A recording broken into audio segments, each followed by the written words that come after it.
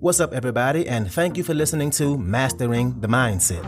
My name is Dariusdotch, and I'm an actor, hip-hop artist, and fitness and life coach. And I'm here to personally help you train and improve your mindset so that you can, 1, become the best version of yourself mentally, and 2, gain focus and motivation to be able to take action and achieve the success in life that you want and deserve. Before we get started, please like and subscribe to my channel, and at the end of this episode, if you liked it, please share it with a friend or loved one or someone who would benefit from hearing this message. I'm so glad you're here, and I'm ready to go on this journey with you, and that journey begins now.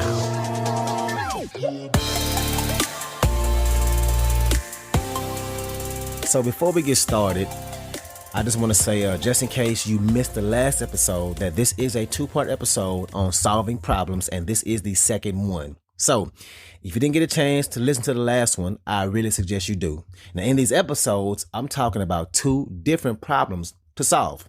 In the last episode, we learned that 85% of our problems can be and should be taken care of right away by focusing the majority of our energy into the solution and not the problem. I also give you 3 steps on how to solve those 85% of problems, which are the problems that are not serious, if we just make a decision, have certainty around that decision, and take massive action. So I really recommend you go back and listen to that one. It's a really good one for us to learn from. So last episode was about solving the majority of our problems, that 85% that aren't really worth pouring our energy into and stressing over. Today, we're going to focus on that other 15%, the problems that will more than likely matter and change your life 5 years down the road. Most problems, if you think about it, they won't matter in 5 years. And if they won't matter in 5 years, then we should be jumping on the solution right away and attacking it. But let's talk about that 15%. And I'm going to name a few mistakes that we make when dealing with these. So in order to get really stressed out about a problem, there's a few things that happen, a few mistakes we make. And the number one thing we do to increase stress unnecessarily is we focus on the pressure that's aggravating us. In other words, we focus on what all that pressure means in the grand scheme of life, and we give it more energy than it needs. And this is something that we need to stop doing, right? Number 2, we give that stress a disempowering meaning. We let that stress start to make us think we're going to lose, because that's really what stress is, right? The fear of loss. And we give that fear this empowering power because we feel like we're going to lose something, which is why it's so important to have a process in place. So when these stresses and problems come about, you can know that you have a way of tackling it and addressing it from within, and you'll be way less fearful in the grand scheme of things. So remember, when you start to get these feelings, it's where your focus is going that will cause the stress level to rise unnecessarily, and it's a problem that you probably have. And that fear of loss is going to kick in. And it's not just fear of losing actual things. It could be loss of certainty. Maybe you're going to lose your significance, someone you love. You may lose the ability to grow or contribute, right? And we begin to focus on that fear of loss, and then the stress magnifies and the problem magnifies. And this is a terrible place to make decisions from to solve problems.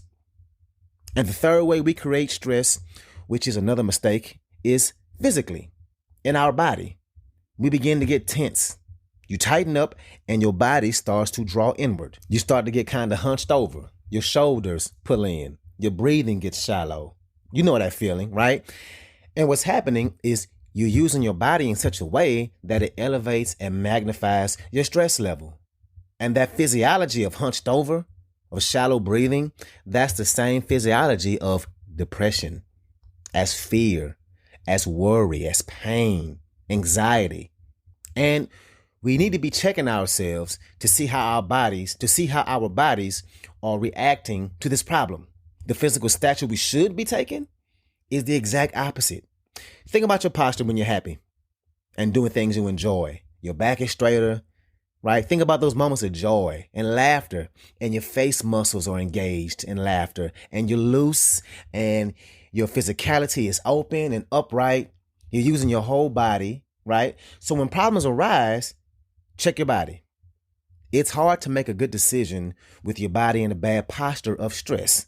So get to that fun, that having fun, laughing, ecstasy, joy posture. Move your body like you're having fun and really do this. Get your physiology right before you act. Now, when we're attacking these problems that aren't in that 85% range, we have to understand problems are an indicator that we're making progress. I'm going to say that again. Problems are an indicator that we're making progress. Counterintuitive, right? We think and feel that when problems come about, we're going to lose something. But problems are an indicator that you're on the road to progress. Otherwise, it wouldn't be there. It's a challenge that means you're headed to the next level, whatever that level may be. And that leads me to my first action step that we can take. First step, number 1, define reality. Define reality. What does this moment really mean? Where are you really? What is this all about? Not the story you're telling yourself of what this is all about, but can you step outside of yourself and look at it from a different perspective? Can you look at this problem from an independent, unbiased perspective? Define what that problem really is. And we always do this. We tell ourselves what the problem is, and it's always a familiar story to us. We say stuff like, here we go again. This thing always happens to me. I can't ever do this right. I'm going to lose that. People always do this to me. And what we do way too early in this situation is we assign blame. And blame should never be decided during the problem-solving process. That is something that needs to be assigned afterwards, after you're done solving the problem, post-mortem. What's up, what's up, what's up? I want to take a quick moment to say thank you so much for listening to this episode, and to also let you know that this podcast is 100% donation-driven, which means it's completely funded by you, the listener. So, if you like the content I have to offer, I would love it if you can make a donation and you get to pick the amount. I left links in the description of the video as well as my homepage. You can choose which way benefits you the best to donate.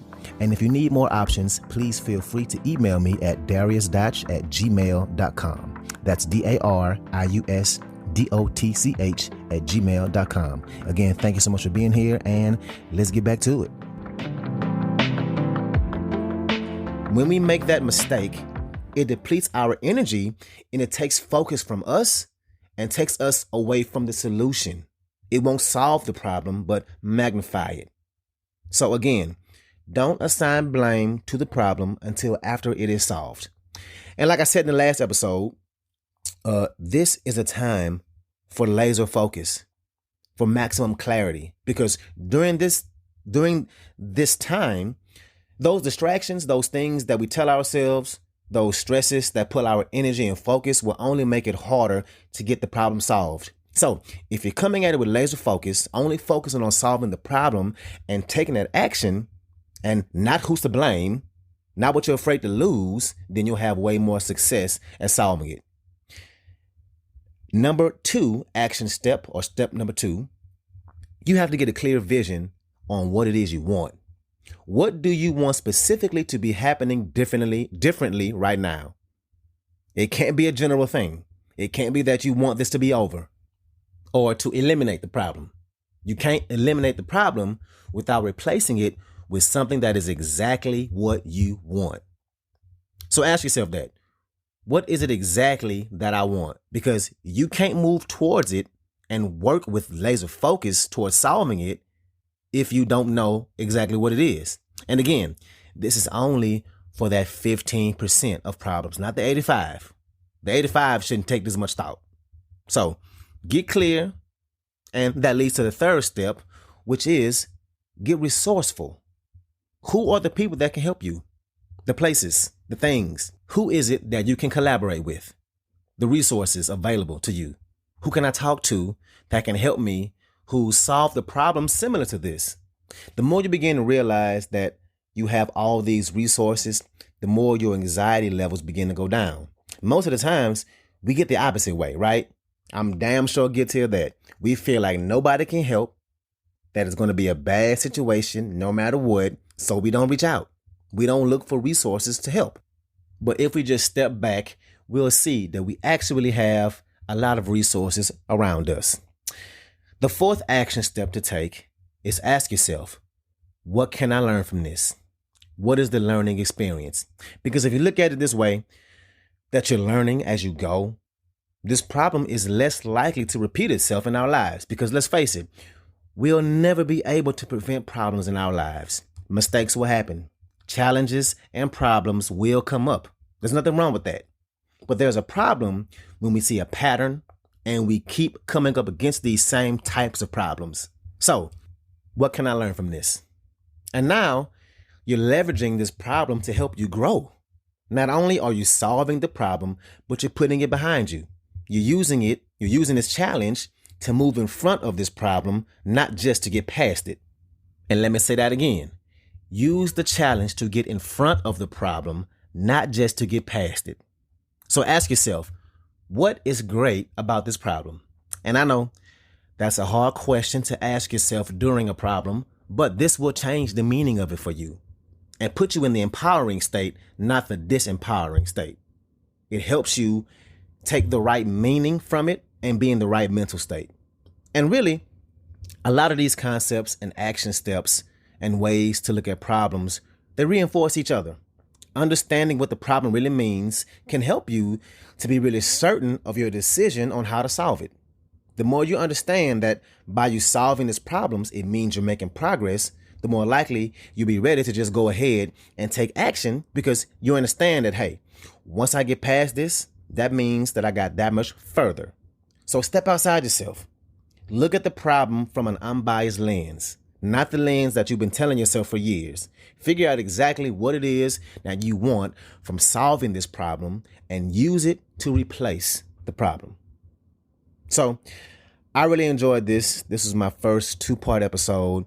It was a lot of information, and I felt like I needed to break it down into two separate parts for us. So again, like I'm always saying, I'm using these things I talk about with y'all, and I really hope that you are too. I'm definitely seeing some positive changes in my life, and I'm excited to see how far we can go with that. We can go with it, and I want that for you too.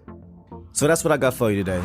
If you like this episode, please share it with somebody that can benefit from this, somebody who is a friend or a family member, somebody who has goals and is trying to improve their lives.